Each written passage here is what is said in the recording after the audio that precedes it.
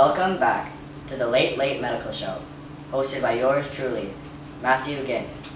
Today, on this week's segment of Who's That Physician, we will be discussing William Osler.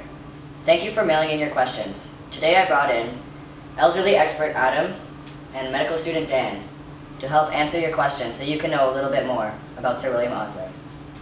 Let's get started. Question 1 comes from Valera from Mississauga, Ontario, and he asks, who is William Osler? Adam, can you answer this one for us? Of course, Matt.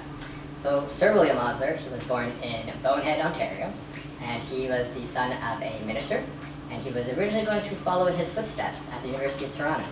But when he was being mentored by a clergyman and a physician, that led him to the discovery of a microscope, which led to the discovery of his passion for nature and science. So with that, he started pursuing medical studies at the University of Toronto for 2 years, went to the University of McGill, and finished his studies of medical school there at 1872. He was known for being a great influential pioneer into modern medicine, as well as being a great teacher to medical students and medical learners alike. Thank you, Adam. Okay, question 2.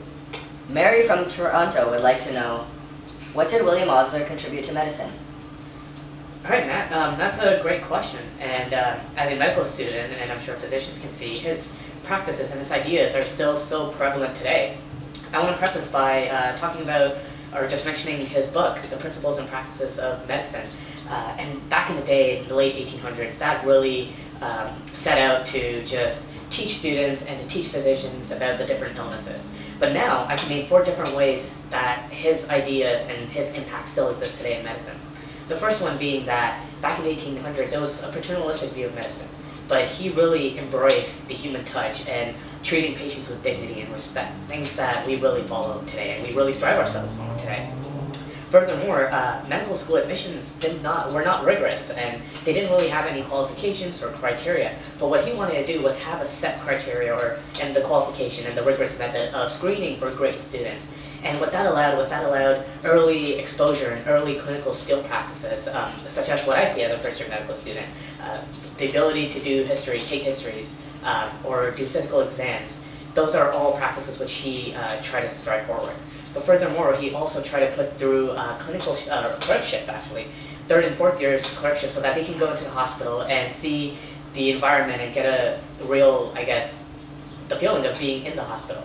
And finally, the residency program was also his idea, to have the lifelong learning go on beyond medical school and just set that mentality that even as a physician, you always have to learn. Great, thanks, Dan. And it's funny that you bring up the principles and practice of medicine, because that's actually our next question. Lewis from North Vancouver wanted to know what that book is about, Adam. Yeah, so The Principles and Practices of Medicine was, at its time, one of the most influential textbooks. It was written in 1892, and it was used for the next 40 years. And it was a very comprehensive text, going over not only diseases of various systems in the body, but also some special or rare cases, such as at the time of typhoid fever. And Sir William Osler would include not only symptoms, diagnosis, and also historical anecdotes, which gave a personal touch to some of those diseases and how him and other doctors approached them. Thanks, Adam.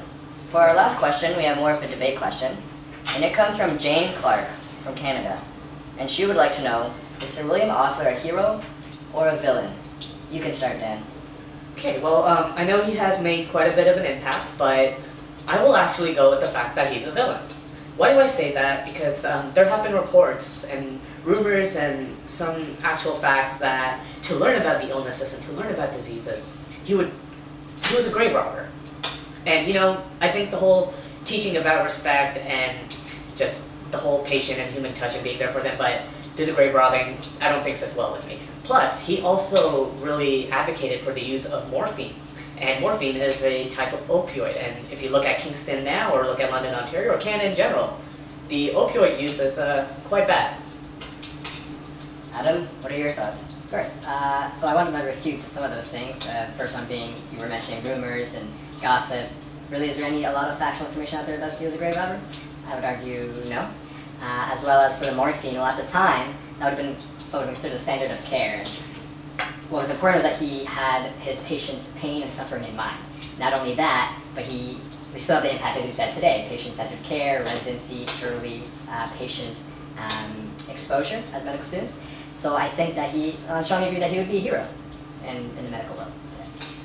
Yeah, I can definitely see your point. Well, thank you for answering our questions this week, guys. That was Sir William Osler. Next week, we'll be answering questions about our next infamous physician, or famous, Carl. Send us your questions in. See you next week. Thank you.